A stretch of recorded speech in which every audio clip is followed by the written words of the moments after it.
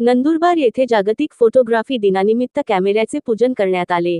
नंदुरबार जिल्हा photographer association व press photographer association मार्फत घेण्यात आलेल्या कार्यक्रमाप्रसंगी उपस्थित वेदमूर्ती अविनाश जोशी व फोटोग्राफर बांधव भूतकाळातील आठवणींचे प्रतिबिंब म्हणजे छायाचित्र। वेदमूर्ती अविनाश जोशी। नंदुरबार मानवी आयुष्यात सुखदुःखांच्या प्रसंगांना कॅमेऱ्यात कैद करून भूतकाळातील आठवणींचे प्रतिबिंब म्हणजे छायाचित्र। सेवा आणि व्यवसायाचा समन्वय असलेल्या छायाचित्र क्षेत्राला समाजात मानाचे स्थान आहे। 150 वर्षांपूर्वीची फोटोग्राफी आणि आज बदलते तंत्रज्ञानात विकसित झालेली डिजिटल फोटोग्राफी प्रभावी माध्यम ठरले आहे। लोकशाहीचा चौथा स्तंभ असलेल्या वृत्तपत्राच्या बातमीत छायाचित्राशिवाय बातमी अपूर्ण ठरते, असे प्रतिपादन भागवताचार्य वेदमूर्ती अविनाश जोशी महाराज यांनी केले।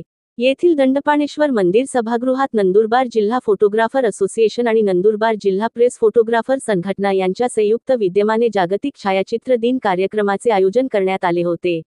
प्रमुख अतिथी म्हणून भागवताचार्य वेदमूर्ती अविनाश जोशी महाराज यांच्या हस्ते कॅमेऱ्याचे पूजन करण्यात आले। संघटनेतर्फे अविनाश जोशी महाराजांचा यथोचित सन्मान करण्यात आला।